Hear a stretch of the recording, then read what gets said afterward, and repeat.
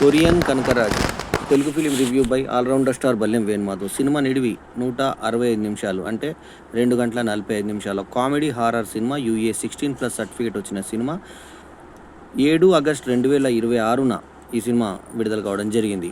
అంటే శుక్రవారం రోజు రిలీజ్ అయింది. A care free youngster from Rayalaseema, అది కూడా Penukonda, Anantapuram, finds his life turned upside down when a mysterious spirit from Korea possesses him.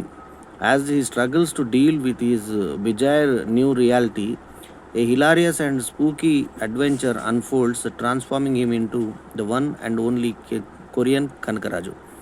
Title కూడా ఇంటర్వెల్లో ముందు, అంటే మనకి ఇంటర్వెల్ అని పడుతుంది చూడండి, ఆ టైంలో వెల్కమ్ టు కొరియా అని చెప్పి కొరియన్ కనకరాజు అని పడుతుంది. మొన్న రీసెంట్గా ఒక సినిమా, ఒక యువకుడు నటించినటువంటి సినిమా రాజాది రాజా అనే సినిమాలో కూడా ఇంటర్వెల్లో అట్లాగే వెల్కమ్ టు ఆ యొక్క కింగ్డమ్కు వెల్కమ్ చూపిస్తారు. అట్లా ఇందులో కూడా వెల్కమ్ టు కొరియా అని చూపించారు. ఈ సినిమాలో వరుణ్ తేజ్ తన కొంచెం లావైన శరీరంతో నటించాడు. ఇంకా ఈయన సెకండ్ హాఫ్లో కనబడేటువంటి సినిమాలో ఇద్దరు విలను, ఇతను 2 ఆత్మలు కొట్టుకుంటున్నటువంటి సన్నివేశంలో పిరుదులు కనబడేలాగా డ్రెస్ చేసుకొని, అంటే ఆత్మలు నగ్నంగా ఉంటాయన్న కానీ ముంగట కూడా చూపించలేదు. ఆ ముంగట మాత్రం గాడ్స్ లాగా పెట్టుకొని, ఆ వెనకాల మాత్రం పిల్లలు అతని కనబడేలాగా ఒక ఆత్మలు కొట్లాడినట్టు ఒక ఏఐ సీన్స్, అంటే విఎఫ్ఎక్స్ సీన్లు చూపించారు. రితికా నాయక్ సమర్థవంతంగా హీరోయిన్గా నటించినా కూడా ఎందుకో మన వ్యక్తి కాదేమో, ఈమెనే కొరియన్ వ్యక్తి ఏమో అన్నట్టుగా అనిపిస్తుంది. సత్య కీలకమైన పాత్ర పోషించిన ఈ సినిమాకి మేర్లపాక గాంధీ డైరెక్టరు, రాజీవ్ రెడ్డి ఎడుగురు, తర్వాత ప్రమోద్ ఉప్పలపాటి, వంశీకృష్ణారెడ్డిలు నిర్మాతలు, S Thaman music, Manoj Reddy cinematography. పాటల్లో ఇంట్రడక్షన్ సాంగ్ బాగుంది. ఆ తర్వాత ఇంకోటి రొమాంటిక్ సాంగ్ కూడా, హీరోయిన్తో 2 సాంగ్స్ ఉన్నాయి. ఆ 2 సాంగ్స్ కూడా ఆకట్టుకునే విధంగా ఉన్నాయి. సాంగ్స్ వరకు ఓకేగా ఉంది, కానీ కథగా చెప్పుకుంటే మాత్రం చాలా కన్ఫ్యూజ్గా ఎట్టెట్టో ఉండదు కథ అంతా. ఏముంటుంది అంటే అది బాగా ల్యాగులు కథ. ఒక కొరియాలో ఒక గ్యాంగ్స్టర్ చచ్చిపోయాడు. అతని ఆత్మ అనుకోకుండా బెంగళూరుకు ప్రయాణం అవుతుంది, పెనుగొండకు వస్తుంది. వచ్చిన తర్వాత రెస్టారెంట్లో ఆ డబ్బా ఎందుకు ఉంటుందో, ఆ తర్వాత అది తీసుకెళ్ళి ఎక్కడెక్కడో పడేస్తే మళ్ళీ అది తీసుకొచ్చి విలన్ దగ్గరకు వస్తే ఇతను ఓపెన్ చేస్తాడు, ఇతను ఆ దయ్యం పడుతుంది. అంతకుముందు ఇతనికి టెంపర్ వంశీకి ఫైట్ దగ్గర జరుగుతుంది. ఆ టెంపర్ వంశీ మేడ తిప్పేసి చంపేస్తాడు. ఎలా జరిగిందని చెప్పేసి పోలీసులు ఇన్వెస్టిగేట్ చేస్తూ ఉంటారు. చేసిన తర్వాత ఇతని మీద అనుమానం వచ్చి ఇతను పట్టుకొని పోతారు. ఇతను ఒక పోలీస్ వ్యాన్లోనే కాల్ చేస్తుంటే మళ్ళీ దయ్యం వస్తుంది. అంటే ఇతను ఎమోషన్ ఉన్నప్పుడే దయ్యం వస్తుందని కనిపెట్టి హీరోయిన్ లిప్ లాక్ ఇచ్చి అతన్ని కట్టడి చేస్తుంది. సత్యనేమో ఇతనికి పక్క నుండి హెల్ప్ చేస్తూ ఉంటాడు. అతని క్యారెక్టరైజేషను, అతని పాత్ర పేరు అదంతా కూడా ఓ డిఫరెంట్గా ఉంది. ఎవరు సత్యది. సో ఏమో కనకరాజు, కనకరాజుగా వరుణ్ తేజ్ అని చెప్పి పేరు పడింది, సినిమా పేరు పడదు. లాస్ట్ ఇంటర్వెల్లో వెల్కమ్ టు కొరియా అని పడి కొరియన్ కనకరాజు అని పడుతుంది. కొరియా అని ఇది అవుతుంది. తర్వాత లాస్ట్ కొరియన్ దయ్యం పట్టిన తర్వాత చివరిలో ఇతనికి మళ్ళీ ఇంకొక దేశం సంబంధించిన రాజు ఆత్మ పడుతుంది. అది ఇంకా గమ్మత్తుగా అనిపిస్తుంది మనకి. సో అట్లా ఆ క్లైమాక్స్లో కూడా ఇంకొక దేశంకు సంబంధించినటువంటి ఇది ఇచ్చి ఫన్గా ఎండ్ చేశాడు సినిమాని. ఇక్కడ కొరియన్ కదా, అక్కడ మళ్ళీ ఇంకొక దేశం, పక్క దేశం సంబంధించినటువంటి ఇది చూపిస్తారు మనకి. మంత్రగాడిగా మురళీధర్ గౌడ్ చూపించినటువంటి నటన కానీ, అతను పండించిన హాస్యం కానీ చాలా సూపర్గా ఉంటుంది. తండ్రి కొడుకులు వీళ్ళు సత్య, ఇది ఎప్పుడు శవం కంపు కొడుతుంది కానీ ఎప్పుడు ఫోటోగ్రాఫర్ అయినటువంటి సత్య దగ్గరికి మురళీధర్ గౌడ్ వచ్చినప్పుడు ఆయన దగ్గర క్లయింట్స్ని కూడా తీసుకురావడం అతిశయోక్తిగా అనిపిస్తుంది. హీరోయిన్ అట్లనే పేరు చెప్పకుండా హీరోయిన్ ఉంటే ఆ తర్వాత ఎంతో కష్టంగా హీరోయిన్ పేరు తెలుసుకుంటాడు హీరో. అక్కడ సత్య వీళ్ళు హీరోయిన్ కలిసినాక కొరియా అతన్ని పెళ్లి చేసుకోవాలనే ఆలోచనలో ఉంటుంది హీరోయిన్. ఇతను కొరియన్ దయ్యం పడుతుంది. ఇతను హీరోయిన్తో కొరియాలో మాట్లాడటము. అవసరాల శ్రీనివాస్ ఇతని అన్న, ఇతను అక్కడికి వెళ్ళిపోతాడు. అతను వీళ్ళని చంపాడు. అతని ఆత్మని ఈయన ఊహించింది. ఇతను అనుకోకుండా కొరియాకి వెళ్ళి 3 కోట్ల డీల్ ఇస్తే వీళ్ళు వెళ్తారు, సత్య ఇతను. అక్కడికి వెళ్ళిన తర్వాత వీళ్ళు ఏం చేశారు అనేది మిగతా కథ. వీటీవీ గణేష్, అతను బుల్లిరాజు, వాళ్ళది కామెడీ. మళ్ళీ బుల్లిరాజు చిన్న పిల్లాడు, వాడిని విలన్ను కిడ్నాప్ చేస్తారు, దయ్యాలు ఎత్తుకోవడం, అది కూడా అతిశయోక్తిగా అనిపించేటువంటి ఇది. సెకండ్ హాఫ్ అంతా కూడా భరించరానంత పరిస్థితి ఉంటుంది మనకి. సో చాలా కష్టసాధ్యంగా ఉంటుంది అన్నమాట. సో ప్రయోగాత్మకమైన చిత్రాలను ఎంచుకుంటూ మెగా హీరో, అంటే మెగా ప్రిన్స్ అని పడింది వరుణ్ తేజ్కి. ఈ ప్రయోగము ఇంతకుముందు ఇతను ప్రయోగం చేశాడు 'మట్కా' అనే సినిమా పేరుతో. కానీ ఆ 'మట్కా' బాగుంది సినిమా. కంపేర్ చేస్తే ఎన్నో విధాలా బాగుంది ఈ సినిమా కన్నా.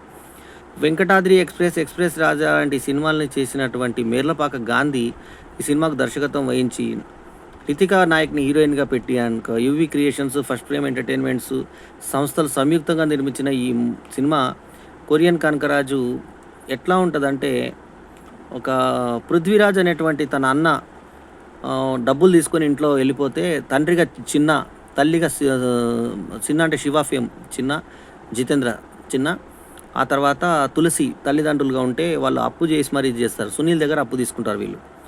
ఇక ఆ తండ్రి చేసిన అప్పు తీర్చక సునీల్ విలని బాగుంది.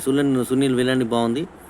సో వాళ్ళు కర్రీసీన్ తోటి, అంటే కర్రీసీన్ అంటే టెంపర్ వంశీ దగ్గర కొట్లాట జరిగిన తర్వాత టెంపర్ వంశీ చనిపోతే చెన్నారెడ్డి ఎముకలన్నీ విరిగిపోయి హాస్పిటల్ పాలవుతాడు. చెన్నారెడ్డి ఎవరు? సునీల్. సో అతను నాకు లంగా కానీ లుంగి కానీ అవసరం వచ్చినప్పుడు పట్టుకొని పరిగెత్తాలని చెప్పేసి అన్న డైలాగ్ మాత్రం నవ్విస్తుంది మనకి. అయితే ఆత్మ చివరి కోరిక ఏంది అంటే, 21 రోజుల వరకు ఆత్మ ఉంటుంది. ఇప్పుడు 10 రోజులు అయింది. ఇంకా 11 రోజుల దాకా నీ ఆత్మ ఆ తర్వాత ఉంటుంది. ఆ లోపు నాకు భార్య పిల్లల్ని చూడాలనుంది. మా కొరియాకి తీసుకెళ్ళని చెప్పి అక్కడికెళ్ళిన తర్వాత అది వాడు మంచోడు కాదు, గ్యాంగ్స్టర్ అని తెలుస్తుంది. ఆత్మలు కూడా మోసం చేస్తే ఇంకేం చెప్పుకుంటాం అనే డైలాగ్ కూడా మనకు నవ్వొస్తుంది.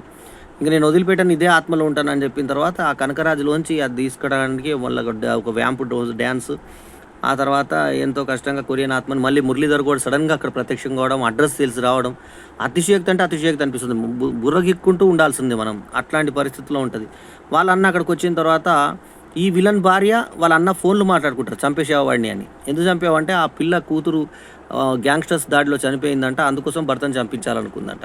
ఏమన్నా మీనింగ్ ఉందా? సో పెనుకొండ యువకుడిగా మాస్ రోల్లో, కొరియన్ గ్యాంగ్స్టర్గా క్లాస్ రోల్లో 2 షేడ్స్తో ఉన్నటువంటి పాత్రలో వరుణ్ తేజ్ వేరియేషన్ చూపించిన తీరు పర్వాలేదు అనిపిస్తుంది. Look, dialogue delivery, body language అన్నింటిలో కూడా వైవిధ్యతను కనబరిచే ప్రయత్నం చేసినా కూడా ఎందుకు ఆ లావెక్కిన శరీరంతో ఓ రకంగా ఉన్నాడు. సో ఆ అవతల వ్యక్తి ఫైట్స్ అవన్నీ కూడా చాలా బాగా చూపించారు. అంటే మొదలు ఒరిజినల్ ఎవరైతే ఉంటాడో అతని మ్యానరిజంలో ఇతను, కానీ భూత వైద్యుడిగా మురళీధర్ గౌడ్ మాత్రం అందరికన్నా బాగా చేశాడు. ఈ సినిమాలో అందరినీ ఓవర్టేక్ చేశాడు. సత్య మురళీధర్ గౌడ్ కాంబినేషన్ వచ్చినప్పుడు వచ్చే క్షుద్ర పూజలు కూడా చాలా గమ్మత్తుగా ఉంటాయి. సగం డైలాగ్ చెప్పిన తర్వాత ఆగిపోవడం, తర్వాత కొరియన్ దయాలు అని వచ్చి నిలబడ్డము, అదంతా కూడా నవ్వులాగా ఉంటుంది. అవసరాల సినిమా చేసిన క్యారెక్టర్ బాగుంది.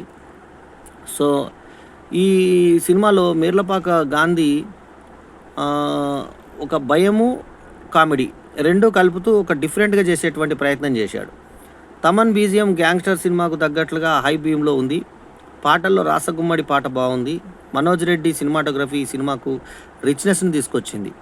అయితే ఖర్చు విషయంలో ఏం బాగున్నా కూడా 2 గంటల 45 నిమిషాలు కాకుండా ఇంకొక అరగంట తగ్గిస్తే బాగుండే సినిమా అనిపించింది మనకి సినిమా చూస్తుంటే. హీరో సినిమా శరీరంలోకి ఆత్మ ప్రవేశించడము, అదంతా కూడా ప్రతీకారం రగిలిపోతుండడం, ఈ టైప్ కథలు తెలుగులో ఎన్నో వచ్చాయి చాలా సినిమాలు. ఇది కొత్తగా అనిపించదు, కథ కొత్తగా అనిపించదు, ట్రీట్మెంట్ కొత్తగా అనిపించదు, తీయడం కొత్తగా అనిపించదు. ఇంతకుముందు వరుణ్ తేజ్ చేసిన సినిమాలు చూస్తుంటే మనకు ఆయన చేసిన సినిమాలు ఫ్లాప్ అయినా కూడా ఇంత దారుణంగా మాత్రం ఏ సినిమాలు లేవు వరుణ్ తేజ్ సినిమాలు.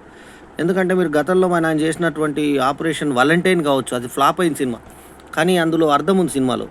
అట్లాగే 'మట్కా' సినిమా ఎంత అద్భుతంగా ఉంటుంది. 'మట్కా' సినిమా చాలా బాగుంటుంది.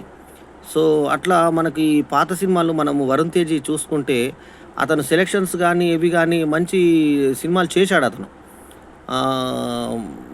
మోస్ట్ ఆఫ్ పిక్చర్స్ అతనివి అన్ని జనాలను ఆకట్టుకున్న సినిమాలే. ఎందుకంటే అతను చేసిన 'తొలి ప్రేమ' కానీ, 'ఫిదా' కానీ, 'ఫిదా' అయితే ఎంత పెద్ద బ్లాక్ బస్టర్ అందరికీ తెలిసిందే. సో ఆ తర్వాత ఆయన చేసిన 'ఆపరేషన్ వాలంటైన్' కానీ, తర్వాత 'గాంధీవదారి అర్జున' కానీ, తర్వాత F2 ఫన్ అండ్ ఫ్రస్ట్రేషన్ కానీ, 'ముకుంద' కానీ, 'వాల్మీకి' కానీ, F3 కానీ, 'లోఫర్' కానీ, తర్వాత 'కంచె' కానీ, 'మిస్టర్' కానీ, ఏ సినిమాలు తీసుకున్నా, 'గని' కానీ, ఆ తర్వాత 'అంతరిక్షం 9000 km/h' కానీ, 'మొదల్ని ప్రీతి' సినిమా కానీ, 'సూర్యకాంత' సినిమా కానీ, తర్వాత 'సూర్యకాంతం' సినిమా, మన దిల్ నాన్ రావాల్ సినిమా కానీ, నాట్యం, ఈ సినిమాలన్నీ కూడా చేసిన సినిమాలన్నీ గూడా అతను మంచి సినిమాలు చేశాడు. ప్రయోగాత్మకమైన సినిమాలు చేశాడు. కానీ ఈ సినిమా మాత్రం వస్తే ప్రేక్షకుల్ని పూర్తిగా నిరాశపరుస్తుంది.